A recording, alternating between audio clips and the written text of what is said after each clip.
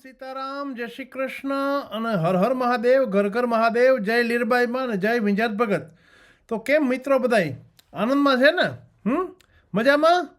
અરે પણ આજે તો હે ને 11 એપ્રિલથી એક નવો રૂલ આવ્યો છે. નવો રૂલ એ આવ્યો છે કે ટ્રમ્પ આતે હા ફાડી જ નાખ્યા આ વખતે. ફાડી નાખ્યા એટલે કેવી રીતે કે લગભગ બધાને આ લાગુ પડીએ. જેટલા અત્યારે અમેરિકામાં છે સ્પેશિયલી કે જે ન્યાના સિટીઝન નથી અને અમેરિકાનો પાસપોર્ટ જેની પાસે નથી એ બધાયનું આવી બન્યું. એટલે બન્યું એટલે એવું છે કે એમાં છે ને એમ કહે છે આ રૂલ છે ને ક્યારનો ખબર છે? આ છે World War II એરાનો રૂલ્સ જે છે એક કાયદો છે. એ કાયદો એને ઠોકી દીધો કે 11 એપ્રિલથી જે કોઈ 30 દિવસથી વધારે કે યુએસએમાં અમેરિકામાં રહેતું હોય એને પહેલાં તો ફેડરલ રજિસ્ટ્રેશનમાં ફેડરલ ઓથોરિટી સાથે રજિસ્ટ્રેશન કરાવવું પડશે. એટલે ફેડરલ ઓથોરિટી જે છે એમાં રજિસ્ટર કરાવવાનું.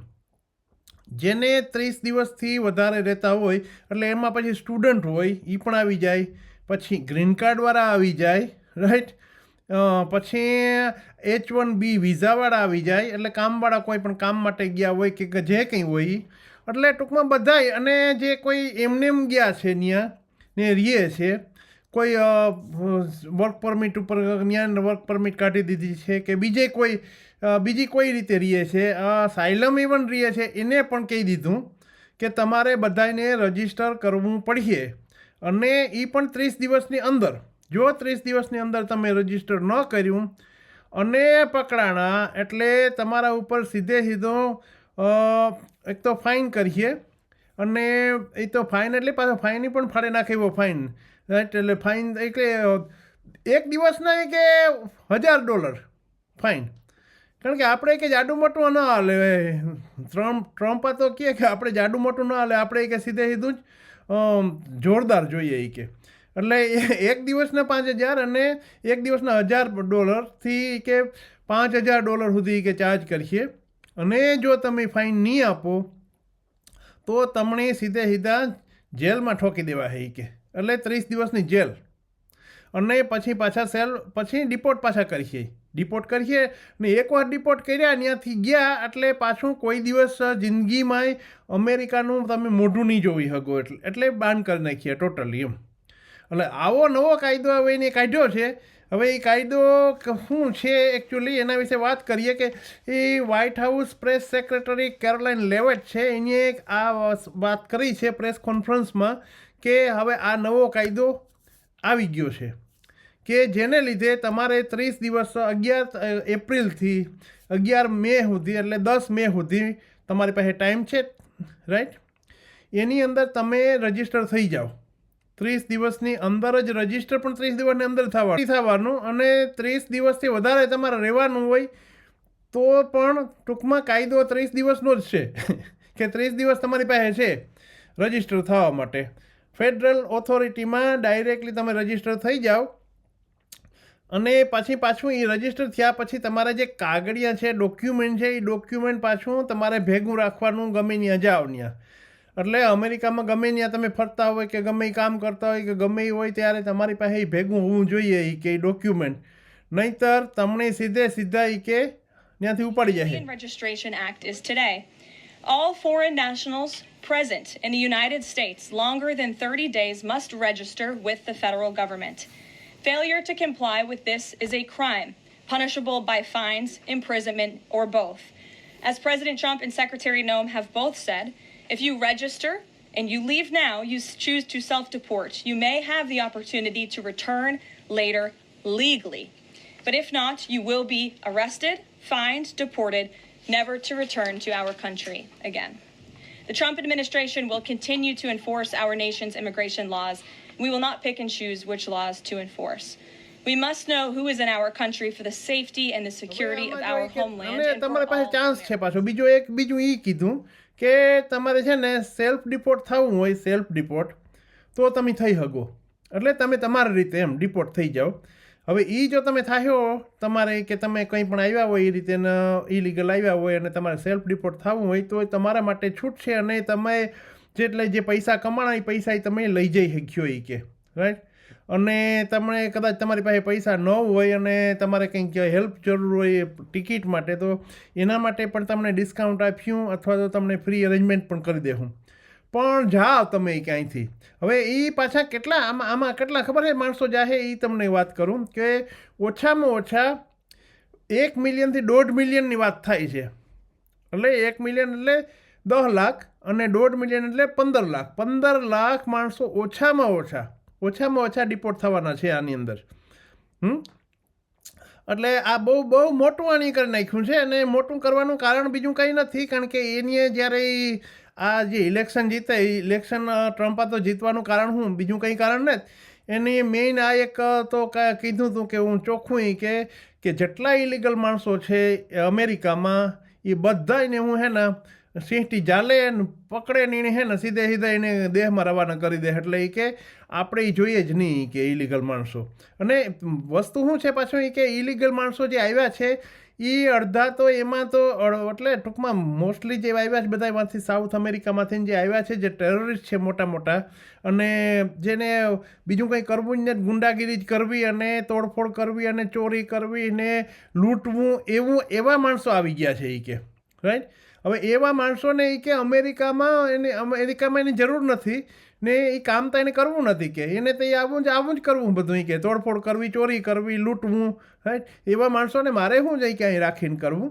એટલે એની આ બધું નવું ચાલુ કર્યું છે અને એ આ તો કરે એટલે પાછો એમાં કંઈ બાકી નંબરે અને બધાને હમણાં ટેરિફનું ચાલુ કર્યું હતું ને હમણાં ટેરિફનું ચાલુ છે જ હજી ચાલુ છે રાઈટ. હજી અમુકને ટાઈમ દીધો બધાને ટાઈમમાં જોઈ કે તમે થઈ જાય તો વાંધો નહીં તમારે કે સામે કે અમારી સામે તમારે જે કંઈ હોય એમાં કે 0-0 આપણે 2 જણા 0-0 કરીએ અથવા તો 50-50 કરીએ કે જે કંઈ કરવું હોય. પણ ટાઈમ દીધો થોડોક પણ ચાઇનાને તો ભૂકા જ બોલાવી દીધા એમાં. એટલે આવું હવે આનિયા છે ને આમાં ટૂંકમાં હવે ઇમિગ્રેશન હવે આટલા બધા કડક થઈ ગયા કે અમેરિકા જવું અશક્ય છે. તમે ખાલી ફરવા માટે ગયા હોય ને ફરવા માટે 30 દિવસથી વધારે તમે રહેવાના હોય તો તમારે એમાં રજિસ્ટર થવું પડે ફેડરલ ઓથોરિટીને રાઈટ. આ ચોખ્ખો કાયદો છે હવે.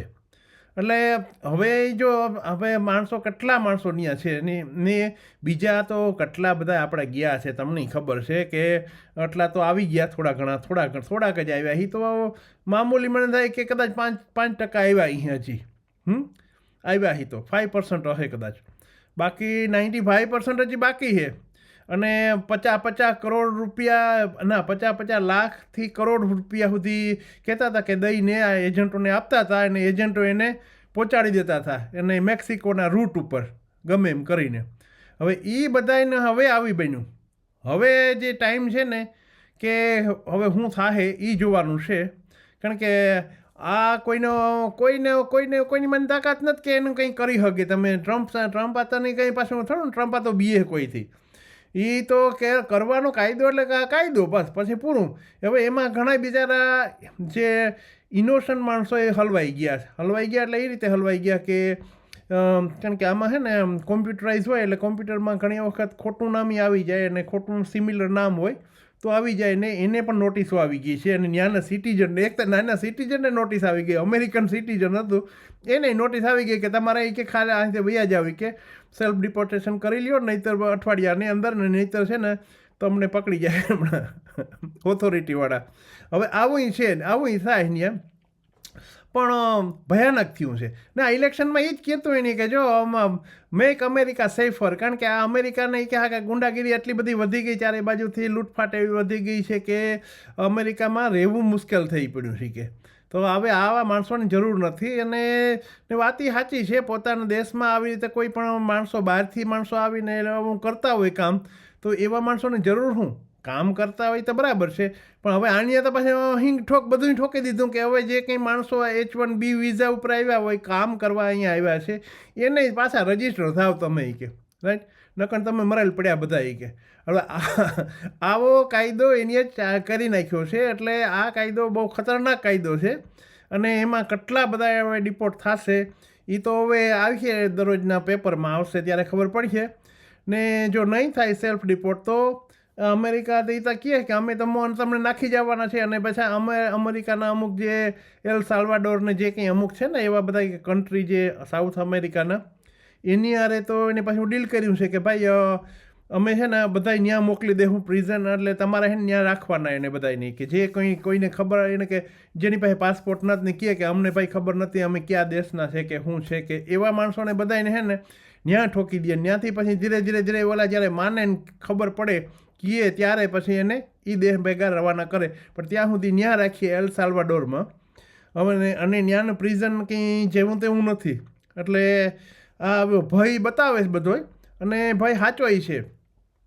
એટલે પણ ખરેખર માણસોને શું કામ આવું બધું જવું જોઈએ હું તો એમ જ કહું કે માણસોને એવું જવાની જરૂર શું છે ભાઈ એવા દેશમાં એવડા કરતાં તો આપણો ભારત તો સારામાં સારો છે શું વાંધો છે ભારતમાં ખાવા પીવા તો મળ્યા કે નથી મળતું મોદી હાથે કંઈ ખાવા પીવાનું કંઈ બાકી નથી રાખ્યું બધાને દે છે ખાવા પીવાનું તો પણ છતાંય માણસને બસ એમાંથી ને સંતોષ એટલે માણસને બહાર જવું ને બહાર જઈને કે કમાવું ને કોઈ જલસા કરવા કે ઓહો ગાડીઓ જોવે ને બંગલા જોવે ને એના રોડ રસ્તા જોવે ને તો કંઈ મરજી થઈ જાય કે આપણે જઈએ પણ જાઓ તો તમારી પાસે કંઈક એવું ક્વોલિફિકેશન હોય તમારી પાસે કોઈ એજ્યુકેશન સ્ટાન્ડર્ડ હોય તમે અહીંયા કે તમને કંઈક નોકરી મળી શકે એવી હોય તો બરાબર છે કે તમે જાઓ પણ હાવ હાલી નહીં કરવું એનો તો કોઈ મતલબ નથી ને બરાબર ને એના કરતાં આપણી ખેડ ભલી તો ખેડમાં શું વાંધો છે ખેડમાં એ આવક તો છે ને 3 મોહિમો લઈએ જેને મહેનત કરવી છે ને તો બાકી મહેનત કરવી એના માટે તો આપણે શું કરી શકીએ તો એવું છે ભાંડાડાને કે તો આવજો બાય ને પાછા નવા વ્લોગમાં કંઈક નવું લઈને આવીશું બાકી હમણાં તો છે ને સફા શર્ટ કરવાના છે અમેરિકામાં એવું હાલે તો આવજો ભાંડાડા.